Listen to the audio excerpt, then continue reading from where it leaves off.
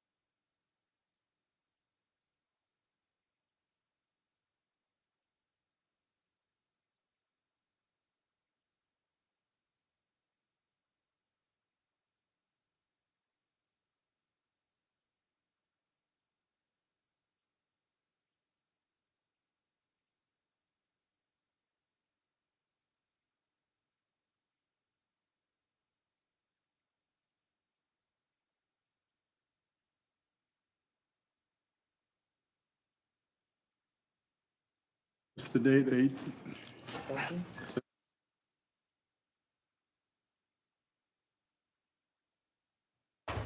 Don't find him yet, but we'll get it.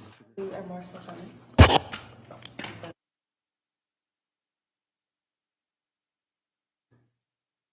Okay, good evening. The time is now 6:02. Sorry, we scrambled to get things going here. Mr. Chairman, we do have a quorum. If you'd like to kick us off, please. Awesome. Thanks, Tom. And welcome to the Parks and Rec Advisory Board meeting of Thursday, October 17th. I will call roll. Myself present, Allison Catula. Present. Stephanie Butler, missing. Morgan Van Gelder. Jason Alberici. Scott Minette. Here. And Ralph Troop. Here. Awesome. Next item is Pledge of Allegiance. If you all stand.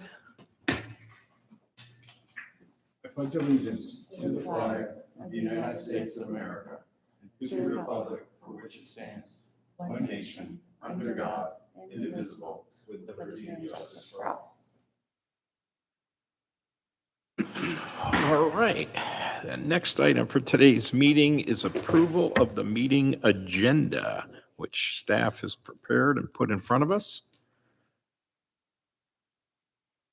If I do not hear any adjustments or comments, I'll entertain a motion to approve the agenda.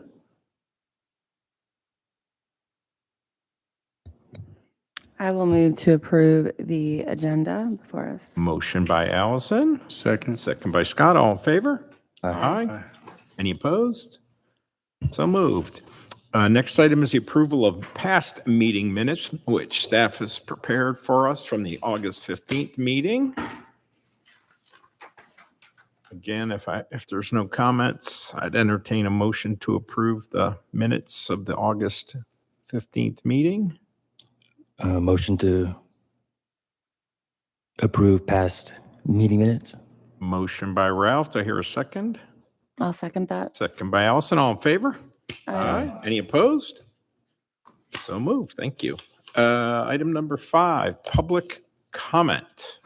Tom or Thomas, is there any public comment for today's meeting? No, Mr. Chairman, we do not have any public comment cards. Okay. Thank you. Then we'll move into committee reports. We'll start at the top. How about that? I know I've heard good things, Thomas, about Hopewell Baseball. I talked with Ryan today. They are as busy as can be in their transition over there, and I'm actually going to get invited to a board meeting soon. So I'm excited about that. Anything else you want to share? Yeah, you're correct. Yeah, communication's been great with new leadership. They are very busy. They're actually hosting a Braves country tournament this Sunday, so Bell will be action-packed with youth baseball coming up this Sunday, as well as Saturday, typical rec ball. So looking to complete the season in early November, weather permitting. Awesome. Thank you. Eagle Sticks. So all is well. Everything is running smoothly. I think, as far as I know at this point of the season, we do have a great little report on the program as far as the girls who are actually Milton residents who have committed to. So our current junior class has now committed to their next level of play. And we have 22 girls from the city of Milton who have committed to play D1 lacrosse, the Awesome. next level. So it's a huge number. And the schools, just to name a few, I have a list here, of course, and I can't find it. It's a really cool, I can share with y'all later, but it's great. It's great for the program. Yeah, Awesome. it's That's awesome. great to hear. Super. Without Stephanie, we had Tom or Thomas. You got a boys lacrosse. Without Jason, boys lacrosse update. Boys lacrosse, very similar. Everything's going well this season with them. They're looking to complete the season in early November as well. So no misses there. Everything's going smooth. Great. How about football while we're going down the list? Yeah, football is another great one. Communication has been great with new leadership with NFL. Their season is going very well. They're looking to play ball all the way until mid-November at Bell Memorial Park and continuing to practice that legacy. Awesome. Thank you. I will call on you guys for halftime sports basketball. Yep, it's me. Yep. Brown, we got it. Registration ended on the 15th. Assessments are this weekend over at Shoot 360, and practices begin the first week of November, and games will start December 6th, if I'm not. Awesome. Great. Thank you. I know it's exciting in October to talk about swim team. Yeah, no update for swim.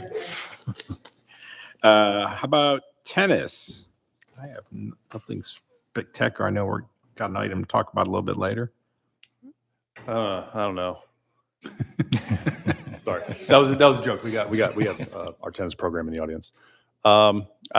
Actually, I think it's the same report as always, right? We at capacity, and things are moving. And we're still operating the largest forecourt center in the state. So most registrations for a center that has only 4 courts. Awesome. And we'll hear from Terry a little later. Yeah, super. Thanks for being here, Terry. Youth arts programming. Yeah, go ahead. Just a couple highlights. We had our first class for the Babysitter Boot Camp in September. We had 7 people sign up for that. And then also as well too, for youth dance classes, we had over 16 kids that signed up for this, like for the fall classes. And then right now for youth and for adult programming, along with also the outdoor recreation, we're also planning our spring and summer the activities guide. Awesome. Thanks, Matthew. Adult programming report. As far as adult, we are in mid-season with our fall Rush Union adult soccer program. Everything is going smoothly at their home field, Legacy Park, continuing to take those later slots for us, working around our youth programs. But everything with that program is going smooth. We also completed our second full season of our adult petanque program over at Bell Memorial Park. That takes place in the back parking lot, the gravel area. So they had a couple participants for their introductory class, hoping to continue to, grow the sport and get some more participation. So we're going to continue to push that for them. Awesome. Thanks, Thomas. Camp Joyful Souls. No update for camp. Yeah. Summer day camp, same. Same. Perfect. And then outdoor recreation programming. What? Yes, I do have a report. So Jen's got a couple of programs or activities coming up for the community. One's more of a fun recreation opportunity, and the other one's more of an education. On November 8th, She will have her, we're going to try to shoot for this night hike and campfire. It's going to be at Birmingham Park from 6:45 to 9. We're going to kind of experience the bats out there. We have bat boxes. So we're going to see if we can catch some of them, and there will be s'mores and then a night hike. Should be a great time. I think you'll see most of us there. And then the other class will be a Coyotes on the Move class. We're going to do it in Community Place on November 6th from 6 to 7:30. There's going to be 2 local coyote and wildlife experts, and they'll do a kind of a Q&A, little education session, then a Q&A with the community. Yeah, just another update for, Adopt a Trail. We're kind of looking to see if you're looking to keep the trail that you have for another year. And not, we can, look to have another community organization or family adopt it. But for both of those events, the night hike and the Coyotes on the Move, they are going to be registration. And, especially the Coyote, it's going to be limited on registration. Awesome. Super, thanks. That concludes our committee reports today. We'll move to unfinished business, which seems like there is none. Is that correct? That is correct. Awesome. Then we will move to new business for today's meeting. Item A, discussion on the tennis court rental policy. Okay, we have received some feedback from the community on the how we rent our tennis courts and what is and isn't permitted. And we've always considered the tennis courts much like we do our athletic fields or our facilities that accommodate our recreation programming. We haven't historically allowed, mainly because it's written in our rental policy, anything that competes with any programming that we currently offer. So a good example is, if a baseball program comes in and it is an age group or level of play that we offer through Hopewell Baseball, we don't rent to something that competes. If it's a baseball group that has, it's a 18U group and we don't have 18U in Hopewell, then we will entertain renting fields if there is field space available for them. And we've treated our tennis courts much the same. If it's a team that wants to come in and it's something that Milton Tennis Center offers, we don't allow them to rent courts. If it's private lessons that Milton Tennis Center and Terry and his team offer, we don't allow a private lesson to occur on the tennis courts at the same time as well.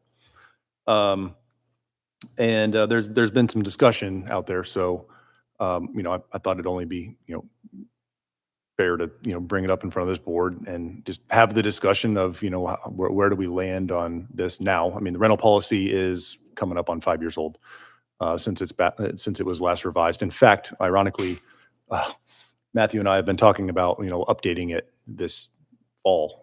It's one of the items that'll probably be coming up in front of you in November's meeting. It's a draft policy to kind of update it and keep it fresh. And depending on what comes out of this discussion, we can keep it as is or make adjustments. But that's kind of the gist of it. There's been some interest from the community to allow private lessons to occur on the tennis courts with someone bringing in their own pro or a pro renting the courts and then bringing in their customers. That's kind of what's driven really this agenda item. And I invited Terry to come up, Terry O'Brien, who is our tennis pro that does run out of the Milton Tennis Center. I think it'd be most appropriate for him to come up first and kind of, talk about the history and, how long he's been there and how the program operates, and how changing the policy may affect him. And then, this is a public meeting. We don't have anyone else here tonight, but I was going to allow public comment and then we can discuss. So Terry, you want to come up? Thank you.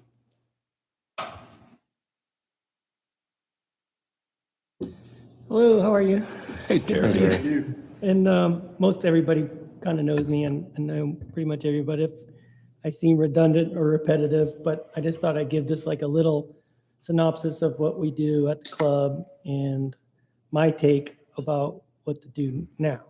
So I'm just going to read because it's going to go faster if that's okay, because I tend to be long-winded. But in 1996, I just retired from playing on the pro tour and was asked if I would be interested in being the first tennis director at the club.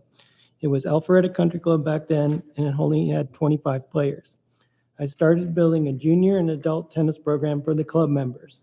I started 2 junior teams and 2 adult teams in 1997, where there has been over 4 ownership changes after that. Then the city of Milton purchased the club. I went to many meetings and discussions about saving the tennis program and the swim team and the clubhouse from being nixed. Because of the popularity of tennis and swim, numerous Milton residents were very outspoken to keep the tennis program and the pool. The city listened and kept the facility for the tennis and swim. After several years, the Parks and Recs broke ties with Alpharetta and the city of Alpharetta, and Milton Tennis became the main hub for the Milton residents and the public tennis without having to join a club. Over the past 5 years, the program has grown to be respected globally. The program is well respected because of the success of the ALTA and junior tennis teams, which has worldwide recognition for the ALTA and USTA successes. ALTA has approximately 80,000 members and is the largest tennis-based community in the world. Milton Tennis Center also hosts charity events, which working with special needs kids from Hopewell Middle School and Cambridge High School. I also work with developing players for the high school teams in Milton. There are many different ways to enjoy the facility. Residents have options to play ALTA, USTA, and numerous individual leagues out of Milton Tennis Center. In 2024, as Tom said, Milton Tennis Center has the most teams in the state of Georgia for a 4-court facility. We have a record 13 ALTA teams this fall. This season, our teams will play over 500 matches. Our number of residents keep increasing each season. We have 95% Milton resident rate on our tennis teams. Unfortunately, we are limited to cap these teams because of the only having 4 courts. Numerous residents are restricted because of the limitations with 4 courts. Hopefully, adding 2 courts in the near future will add the expansion of residents having more availability to play. Now I'm going to talk about, there was a little incident, as Tom mentioned, with a lady bringing a pro out there. It was on September 9th, Monday morning around 10 o'clock. I was teaching a group of ladies on the courts. A lady who is a Milton resident came out on a different court with a person who had a large basket of balls. They were doing a full coaching lesson, so I stopped my lesson and walked over and introduced myself. The lady said she was a Milton resident and she signed up for a court, so she thought she could bring a coach with a large basket to take a lesson. I said I have a contract with the city of Milton and I'm the provider for tennis lessons at the Milton Tennis Center. She responded that she wasn't aware of that and there was no indication when she signed up for a court that that was a rule. And I said, I understand that. And we should be more clear of signage and on the court reservation system about what you can and cannot do. And then it should actually say, the rule, what the rule is on the website. I then talked to her and explained that the tennis public facilities are run by city and staff private provider, and they asked if they could stay and finish the lesson. I said, okay. And for the one time, that you can do this, that's fine. Sorry for the misunderstanding, you guys can finish. So, but here's the problem. I do want to clarify, because on social media, it kind of went in a different way. And it said, despite, I never asked the resident and her coach to leave. In fact, I told them it was fine that they can finish the lesson. And I was teaching one of my women's ALTA teams at the time, and they have provided letters to support what happened. This resident and her coach did stay for the whole another hour and continued the lesson, then left. She never reached out to me about taking lessons or how things work at Milton Tennis Center. Based on my 30 years of teaching in the Atlanta area and numerous public facilities, not one of them allowed others to freely bring their own coach to a facility. because it opens the door to chaos, random uncertified coaches, and subject the facility to a wide range of legal problems. Here are the reasons, that I have for having one certified tennis provider for the city of Milton. First is liability. I have a Milton Tennis Center business license from the city of Milton that I renew each year. I have a Milton Tennis Center insurance policy that protects the city against liability in case something happens on the courts. I clear a personal background check from the city of Milton. And in order to have league play and teams, I have to perform hours of safe play conduct through the USTA to be certified to be a coach and captain, including USTA background checks and concussion protocol seminars. Second, court management. I maintain the schedule and courts for the residents. I organize all the matches being played for the teams. I regulate the court availability and rein out rescheduling. I spend so many hours a week keeping up with everybody's schedule and availability. When there are matches, I yield to the ELTA and USTA and tennis etiquette of rules of not teaching lessons during league play. On Tuesdays, Thursday mornings, and Saturdays all day, and Sunday afternoons are taken just for league play, so I can't teach on those days. And if it does get rained out and I have to reschedule, I have to cancel my lessons so that the people can get their matches in. Third is court maintenance and monitoring. I maintain the court area and do repairs if needed. I blow dry the courts for matches on a regular basis if they're needed. If there are any problems with reservations, scheduling, lights, or court problems, I'm on call for those problems. And the fourth thing is consistency. Scott knows my understanding that the pool has the same policy for lifeguards and coaches for the same reason. If you allow a random person with no approval from the city provider who is uninsured, the city will be subjected to legal problems, especially with someone gets hurt during any type of lesson. Being a Milton resident myself, I make sure to maintain what's best for the city. I take pride care about the Milton Community Center, and I overlook and monitor not just and notify the Parks and Recs if there's any problems, because I'm there a large part of the day. Things we can improve. I think like when I first started, communicating up front with better website rules, and maybe when they go to sign up for the court, that's there so they kind of knew it. And that was one of the first things she said to me. She goes, I didn't know. And so it wasn't so much she was mad that she couldn't do it. She just was like, I feel like she was blameless at the time where she just didn't know that she couldn't do it. Most pros, I would say 99% of pros know I can't take a bag of balls, of 8 balls, and go to Alpharetta North Park, which doesn't have a great tennis program, and go hit.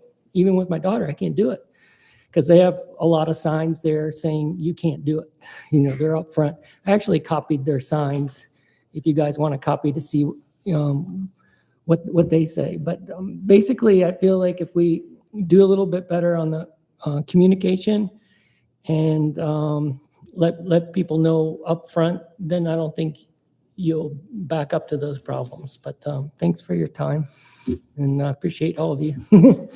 Thanks for letting me have my program. Thanks, Terry. Of course, Thank Terry. you. If you have any questions, I'm here. Questions for Terry? So the only question I have is when people go online and they register to use a court, is there a fee for them, for Yes, like a resident so- to use the court? Yep. Yeah, Tom will Yeah, answer that. Okay. to rent a court, it's $5 an hour for a Milton resident, Okay. $7.50 for a non-resident.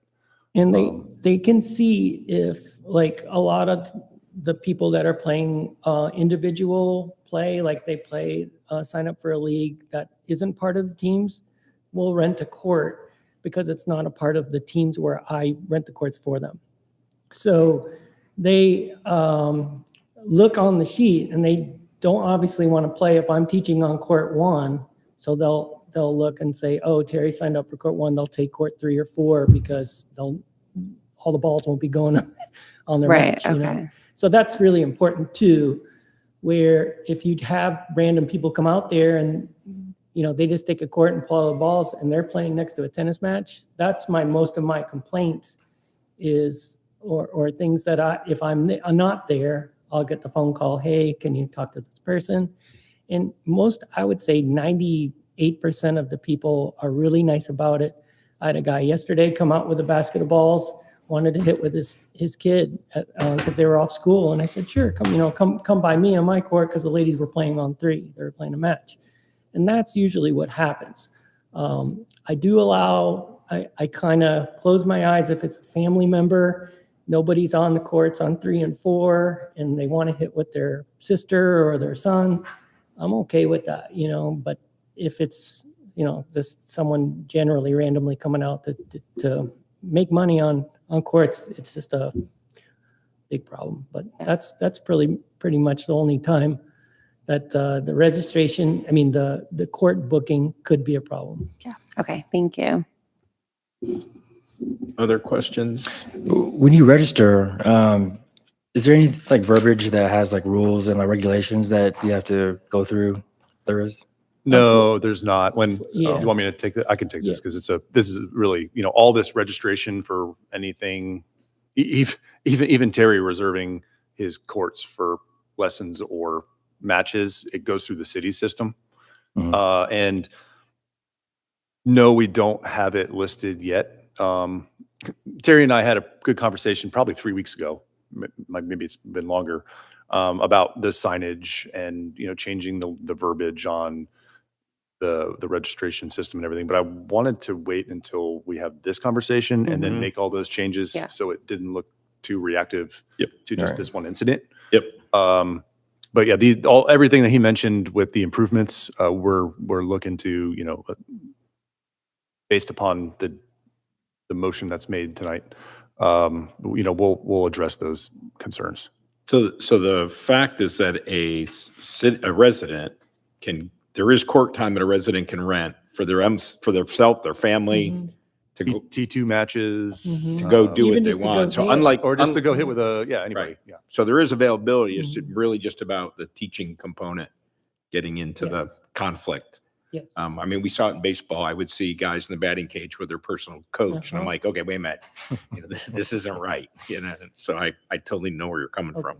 All right. I think it's Terry's been here a long time. The tennis program is a critical part of the city of Milton. We have supported our programs in conflicts or situations like these before, where we deferred to the program partner. I think, in my mind, I think we stay the course with that. And maybe the issue is clean up some language and create some more signage. Maybe that's this issue's identified for us, that we need to fix that a little better.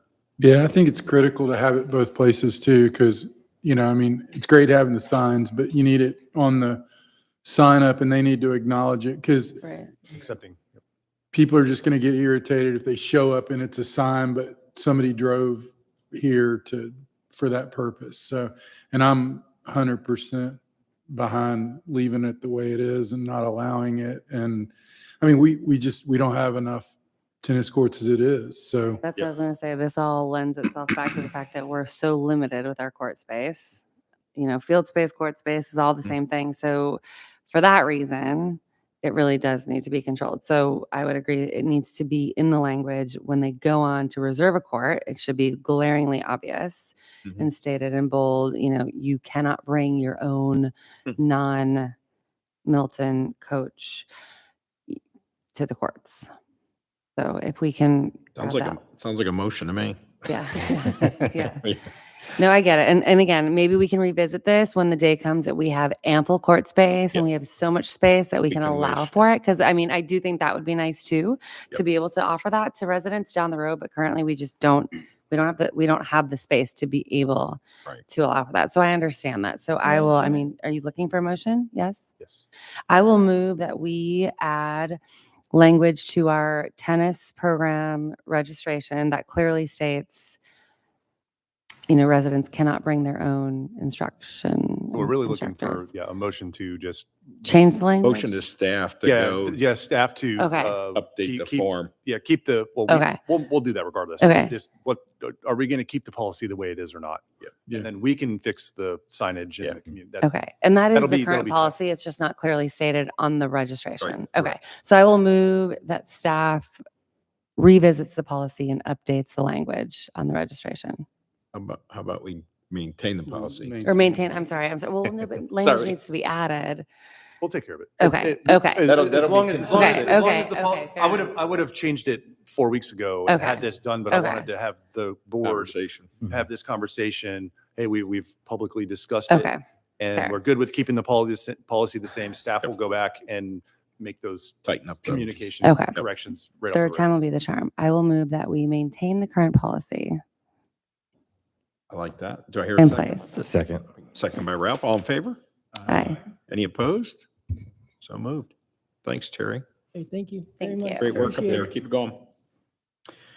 Okay, item B, discussion of new extreme weather guideline policy. How timely.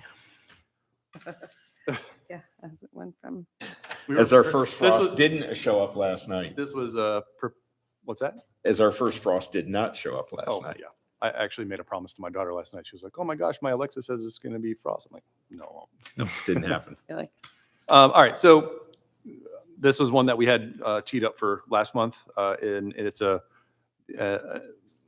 we're really trying to do here is just expand upon our heat guideline policy. So the way that everything is laid out currently, we have the heat policy that's been approved by PRAB. And then we don't have anything as a policy per se that is for other cold weather events or any sort of other inclement weather, whether it be some sort of weather storm comes through and it's predicted to come that night. Sure, we have the ability to close the fields anyway, but this just puts it into a policy. We do have in our program provider contracts, we have some cold weather language, which is on the second or the part of the second page. It's just an excerpt from the Parks and Rec program provider agreements. This is the only section that we have any cold weather policies, and thought it was probably important to just go ahead and have one policy that addresses anything weather related. Correct. For the department.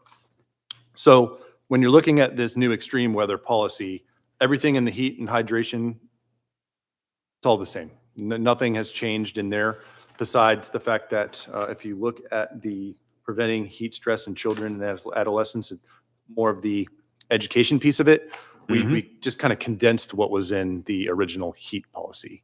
Got it. It was a full page paragraph written, Yeah. just condensed it all. But the actual heat policy is exactly the same. Yeah, I know you mentioned that the heat policy is the same, but this above 92 degrees, I mean, is there a carve out for swim? You have no idea how hot 92 degrees is for wet bulb. So wet bulb temperature takes into account humidity and all these other things. I think we've canceled one day or maybe two in the past 2 years from wet bulb. couple. It could be 97 degrees outside, but wet bulb is 88. Okay. It's not temperature, it's wet. It's- It's it- wet bulb. Yeah, Is the- it takes into account UV and it's its own special thermometer that's got a little bulb on top. And the humidity and the UV and then the temperature are all calculated together on this little device, and it feels how hot on the little bulb. And then they're pretty cool. But anyway, a day that's 97 or even 99, Still, technically you could still play with this policy if the other conditions allow for I mean, it, and the wet bulb we've drops. moved and canceled meets when it was, 99 or 100 Then- at our then own you're- discretion, but, Yeah, I think you'll find that this isn't going to, okay. it's not going to negatively affect swim, and you're not going to. Right. It's not 92 degrees Fahrenheit, Fahrenheit. Okay. Thank you. Perfect. right. Yeah, I'm good with the heat part. Okay, so for cold weather policy, we kind of merged a few things. We looked at the school systems, and we looked at kind of what we already had in our contracts with the program providers. And then honestly, we kind of just looked at it ourselves as well and kind of thought what would make sense. Anything in here can certainly be changed. We can even bring it up if you want to take this and look it over a little bit, and we can bring it up next month. That's fine too. But we went with feels like, including wind chill, because that's kind of where, when you get hypothermia and frostbite, it's not about just the temperature outside, but also, what does it feel like? What's the wind? And this is for safety. So, we thought, we're gonna stick with that. We do have a weather station out at Legacy Park that does it's Milton's actual Weather it's station. on the roof of the Legacy building. So, that is operational 99% of the time. We plan to use that if we need to, but we can also use weather.com as a backup or another resource to just check for accuracy. So what we came up with is 38 degrees or lower without any precipitation or snow or anything. We recommend that they cancel for younger age groups. We kind of left that one a little broad, because, you might have a program that's got 5-year-olds and 12-year-olds, and you're just like, the 5-year-olds don't need to practice tonight, but the 12-year-olds can handle 37, depending on the sport. Anything 35 or lower with rain or snow is canceled. 30 degrees or lower, nothing outside. And then for baseball, it's got its own stipulations, because baseball's got those metal bats that can break, and there's a lot less movement. So we actually went to the baseball program and asked them, what do you cancel at? And they brought back, and they came to us with 42 degrees. So that's where we got that number. Gotcha. So that's the cold weather piece. And then we have the inclement weather. And we usually just rely on Fulton County schools if Fulton County schools are in. That's usually our deciding factor regardless. But we always, we had to kind of carve in, our own authority to cancel things if either it's on a non-school day, right? It could be Saturday or Sunday. And then we just kind of put some communication in there too. Perfect. And really the important piece is we do have a rain out hotline through our new Everbridge system, which is the text message email system where you can sign up for different categories. You could sign up for Milton City Park and Preserve updates, road closures. One of the choices is our field statuses. And you can go on that list, and anytime something's closed, you receive a text. Yep. Whether it be for rain or cold or heat or whatever it may be. If you got a kid in sports, you're not going to get notified. We're not going to use this as a marketing tool. That's the only reason you're going to get a message if you sign up for that one category. That's awesome. So wanted to give in this policy here an opportunity for anyone that goes through and reads it, that ways for them to be notified. And at the end of the day, we're looking to keep all of our residents in the safest conditions possible. Something that's easy for us to make decisions without it being so ambiguous. So this is where we're at. I'm happy to go any direction here if we want to stew on it. If we like how this looks, we've got a quorum, but we don't have everybody. So 2 observations. And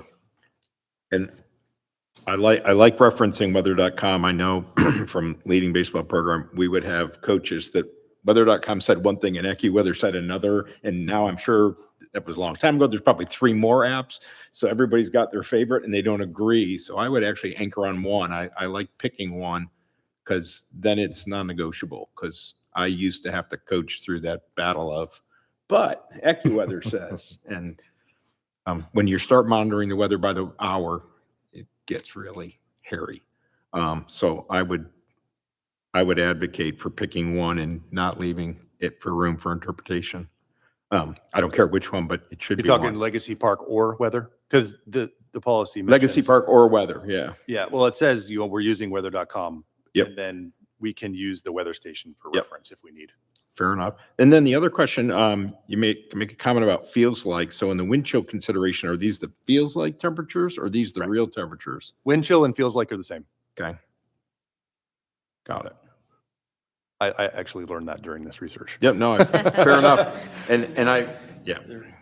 You're weatherman. I'm an expert now. So I might only for clarification make a comment that these in wind chill that it's referring under wind chill consideration that you're referring to the feels like temperature or the wind chill temperature, not the temperature. Just again to be absolutely clear that some baseball coach says it's 43 outside and the rule says 42, and then you have to explain to him how wind chill is 42. And This understanding wind chill that's underlined is a hyperlink to gotcha.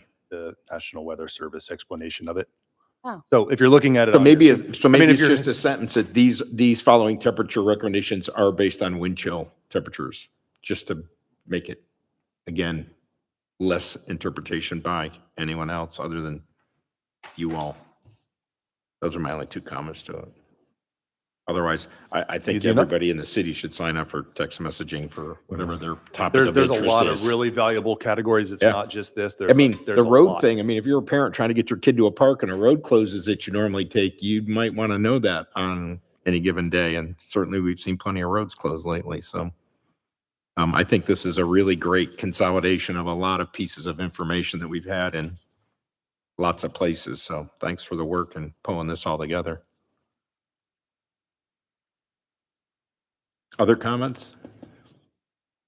Thoughts? Do you want us to look this over for Completely another? up. It's up to the board. Where we It's up to the board. move to put it in? Do y'all feel like you need to look it over a little bit more? And how many, did you say how many changes or if any were made to this from the previous version that we saw that you had emailed? Didn't you send this out? Or none? No changes. No changes, right? Okay. It's just putting it all in one nice Okay. little Got package. it. Well, I did send this out prior to the September meeting. Yes, And that's I what was I'm seeking referring comments. to. I didn't get any back. So this is I- the same. Okay, perfect. And I So- did actually, I mean, I reviewed that. So the email. thought being going forward, this becomes the policy and then do you put it in the provider agreements or you just refer to it as the city of It will policy? be an exhibit. Got you. Perfect. Even better. Can't over communicate this stuff, Right. particularly for the I think this is good. edge sports, edge of the season temperatures as we're entering. I like it. Any other comment, discussion? Reason to keep it tabled, or do you want to move? No. Good. I think we Yeah, I can- think it's good. Then you know what to do. We need to add it as an exhibit or what's our, No, you just, you're making a motion. Just for make a staff motion to approve it as presented. all right, I will move to approve the extreme weather policy as presented before us. Awesome. Thank you. Do I hear a second? Second from Scott. All in favor? Aye. Aye. Any opposed? So moved. Great work, team. Yeah, Thank thank you. you. Awesome. No, thanks. That's great. Yeah. Next item, city staff reports and communication. We should have another new business item. Do I? Or you add one that I didn't see? I see A and B. Oh, yeah, we did them both. Yeah. I'm I sorry. know we're ahead of schedule, so it's unusual. My apologies. Your turn. Thanks, Terry. See you. Staff reports, communications, item A, Wall of Fame ceremony update. I'll take this one. So Saturday, October 26th, will be our Wall of Fame ceremony for our 2024 inductees. It'll be at 11 a.m. at Bell Memorial Park, right there at the entrance next to the Wall of Champions and Wall of Fame. We're expecting a good turnout. All three of these inductees I'm about to announce have all RSVP'd that they will be there. So we're excited to see them and their friends and family on the 26th. Our first inductee is Lydia Casada. She's a decorated lacrosse player here in the city. Grew up through the ranks of Eagle Sticks. Went on to win 4 state titles at Milton High School. Played at Northwestern, and continues to be involved in the sport today. So just outstanding for her. We're excited to acknowledge her. Second is Cole McNamee. He grew up playing baseball through HYA. Played local ball, pitching and playing first base throughout high school. Excellent player. Went on to play at both Wake Forest and Georgia Tech, and continues to be involved with the game at MLB Network. So we're excited for him as well. And last but not least is Coach Bob Reck. He's been involved and invested here in the city for at least 2 decades, multiple sports, multiple programs, coaching, giving his time to the community, impacting, hundreds of kids over the years. So we're excited to acknowledge him as well. So those are our 3 2024 Wall of Fame inductees. Awesome. Thanks so much. Thank you.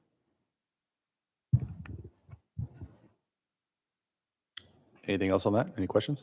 I know I can't be there. I regret that I'm going to be out of town, or I would I'm gladly be there. I'm like trying to not have to take one child to Tennessee for lacrosse. So if I am here, which I should be, I'm going to do my best to be there because I really do want to be there. It's a great. I'll put it on your calendars. I know. Yes. Yeah. Throw it in. Throw it in. Yeah. Hopefully I'll be accepting. That's Cambridge Regional Theater performance. So Yeah. We've got homecoming later, but I think I should be able to bust out. Thomas and I get our opportunity to do our theatrical performance. Yep, you that do a good morning. job at it. Sorry, I really regret that I can't be there. Because Cole played when I was at Hopewell. Oh. Yeah. Oh, wow. Cole played when I was at Hopewell. Oh, known him for a long Really? time. Yeah, Cool. it's awesome. Okay, next item, legacy parking lot design update. Yes, let's hear it. Okay, so this is moving forward. It's going to end up being a dual item, I believe. So we did have a contract approved with a firm, Moffitt and Nickel. They're great. They did all of our design work, engineering for the passive side of Milton City Park and Preserve as well. So they designed all the trail work back there and all the hydrology improvements. And we approved earlier this month the contract to move forward with Milton City Park and Preserve Active and the parking lot out at Legacy Park. Mm-hmm. And the notice to proceed was sent out this week.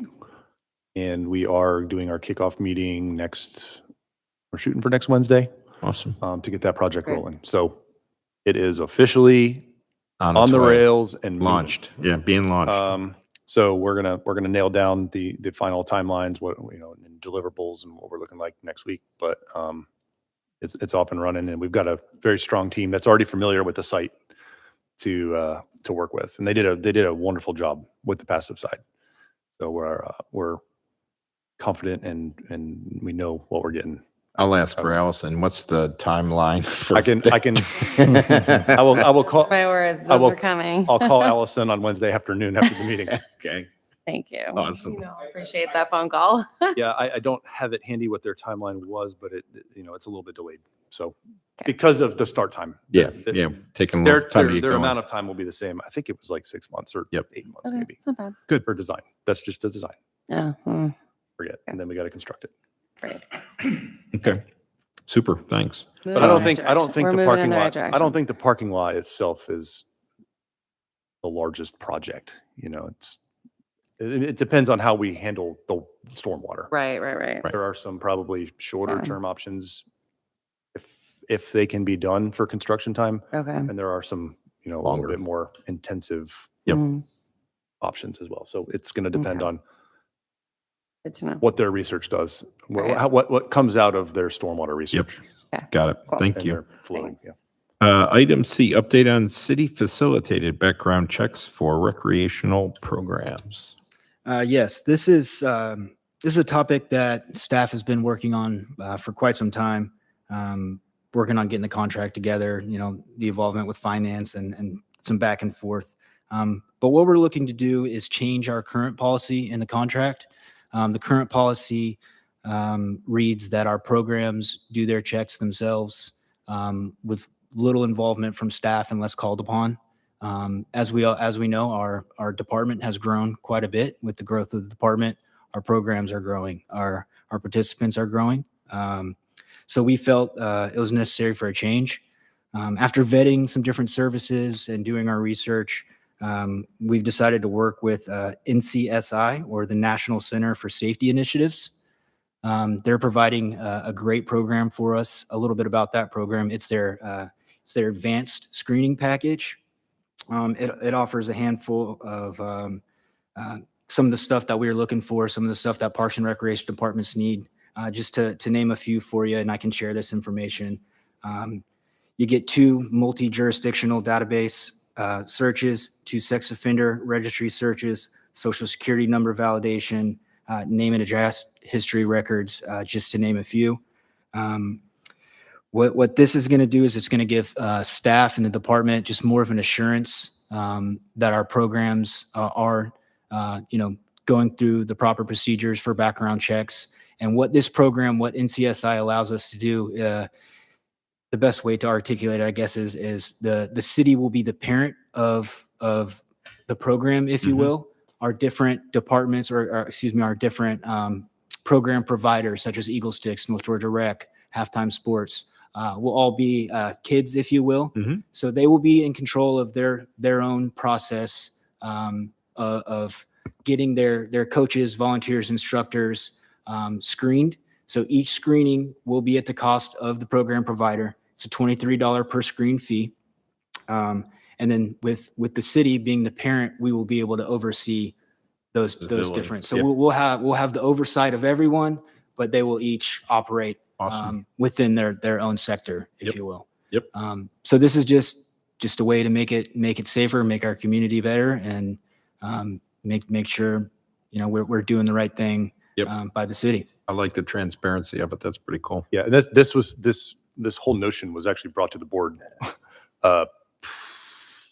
maybe 18 months ago. I don't remember the exact meeting. It was a long time ago. And when we had the idea, we brought it forward to you. And then that's when we started doing the procurement side. And it took us a year to get everything done. So this is a culmination of a lot of effort and time, but from mostly Thomas. And he hit the nail on the head. It gives us the opportunity to see not only like who's approved and who's not, but if someone's even started the process or not, because the program is just going to put in an email address and then it automatically, that person gets ticked into the list, and we'll be able to see they haven't started. They have started. They're in the screening right now. Everything's good. Or there might be a yellow flag like, hey, you might want to check this person because, it's something that's a borderline kind of offense. And it gives us the opportunity to see all that. I love it. Versus just knowing. So really what we're here for today is bring this back to your liaisons and let them know what's coming. It's great to have in your update with them is, hey, look, the city's trying to make this a better thing. I know every program kind of has their own way of doing things, and I know we're kind of going to be flipping the apple cart on that. But in that, what was it, $23, right? Yeah, $23 in that per $23, you get a screening, and then if that coach or instructor or whoever it is that's in contact with the child comes back and is a coach again the next year, it's a free recheck. So it's really for a coach that sticks around, it's really only like Just a one-time fee. it's a one-time fee every 2 years. And then so the year 3 you'd have to get another one. Okay. Gotcha. But it comes with one free recheck. So it's really affordable. I mean, even I don't know where you're going to beat that price. I mean, they gave us a very good rate, even with the other this was the one we liked the most, and their prices were the best. So it was a no-brainer. That's great. Super. Love it. Nice. Okay. Last item, D, community outreach update. Okay. Got a lot here, so bear with me. First up is Carvin and Crabapple this weekend. In the house tonight, we have our face of Carvin and Crabapple, Mr. Ralph Troop. Me and Ralph got an inside little joke going. But Carvin and Crabapple is a really fun one. This year, we have kind of bolstered it a little bit. We're going to have football playing.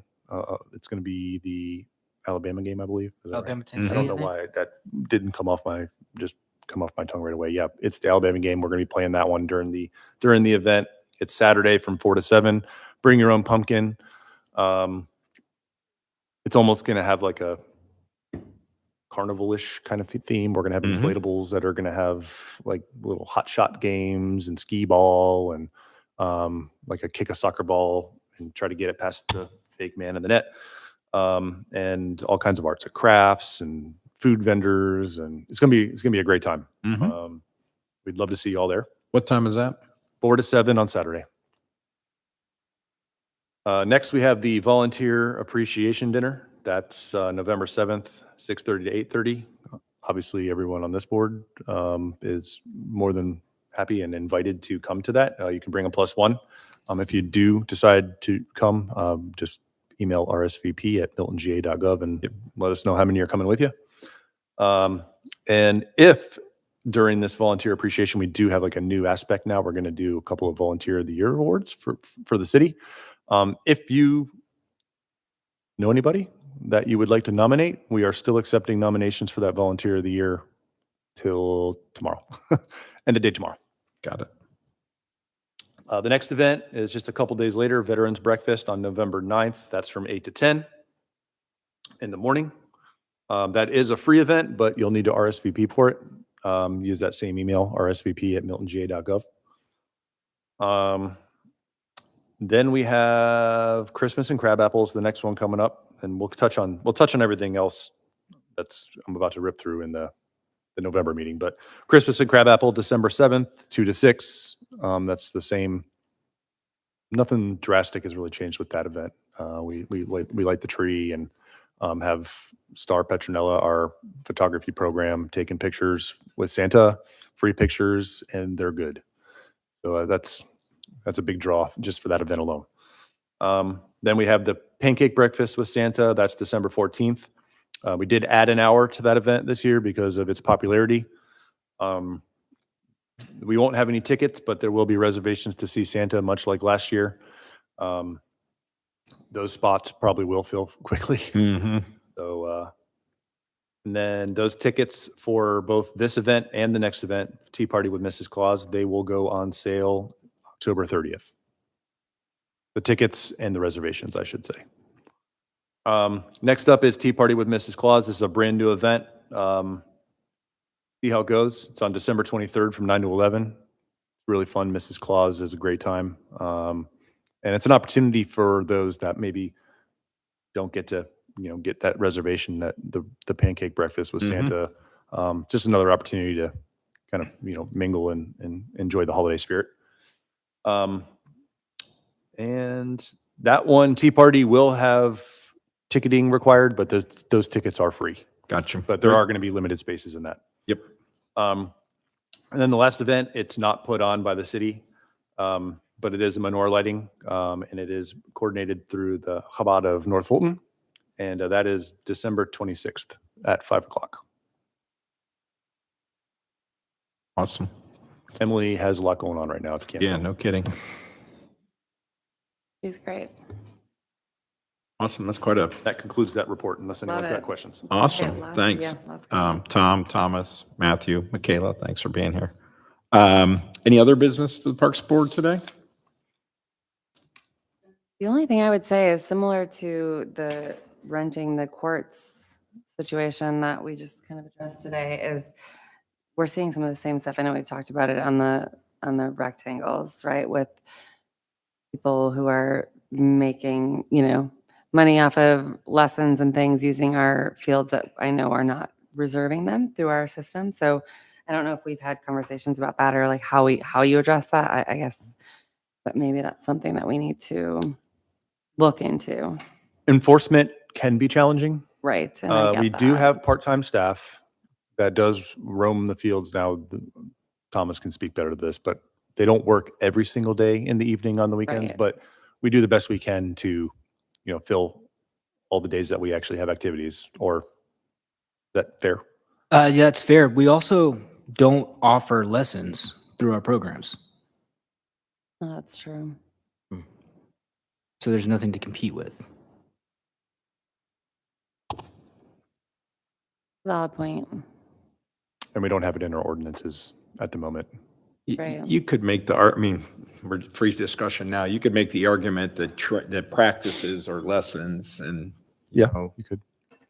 Yeah. so private lessons are like a private instructor in a batting cage. You would say the baseball doesn't offer catching lessons other than what goes on in the course of Yeah, training no, your that's true. team, and we still object to having a private catching coach come into a batting cage and run it. You might make the same case in Right. other And there's- sports. Right. And I'm that's- going to be looking at our ordinances once I come up for air. Yeah. And one of those items that's on my list is, somebody utilizing city facilities and property to, It starts with make a- access to the field. yeah. And yeah. then- And and then is it whatever is it happens. appropriate for someone to, make $100 off the city's property and just because he showed up, Right. Yeah.